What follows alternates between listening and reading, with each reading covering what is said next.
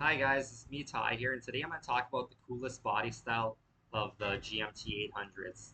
And for me, it was the 2003 and 2004 GMC three-quarter ton pickups. And with those, they had the rounded front end and the round grille on them, so they looked just like the 99 through the um, uh, 2000 of the half tons, and then they did look different than the three-quarter ton ones for the '01 to '02 or whatever. But yeah, I just really like that '03 to '04 with the GMCs. But the one problem, if you guys are looking at buying a GMC though, is with them they are considered a luxury pickup. So they only have from what I've seen, they only have the push button four-wheel drive on the dashboard. Whereas if you buy an actual Chevy Silverado, you have the option of getting one with the from '99 to '06 with the floor shift transfer case, and that's all mechanical.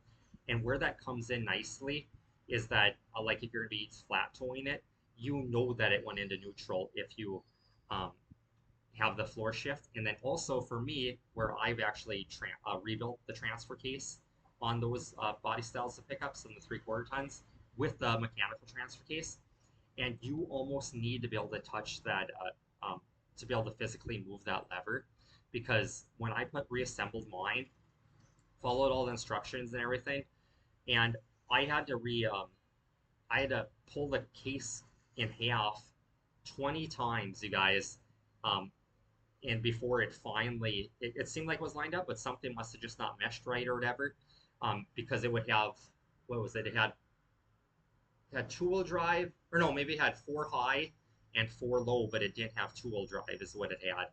So I had to do that like 20 times. Whereas if you guys buy one with the push button transfer case and you guys decide to rebuild that transfer case yourself, um, I believe it's got that shift motor on the side, and it actually goes into some splines way in there. So you guys, I don't think you guys are gonna be able to fill any the detents in there. And then also, how are you gonna get that motor in the right spot too? So that's just stuff that you're gonna face if you're a do-it-yourselfer like me, who tries to keep this stuff on the road all by yourself.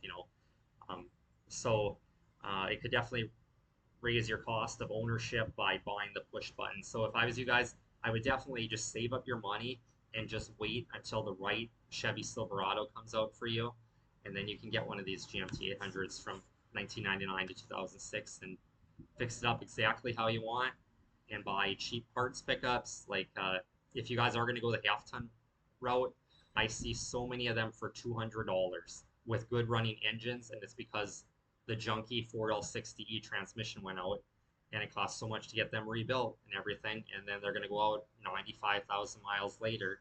They were kind of the downfall of Chevy.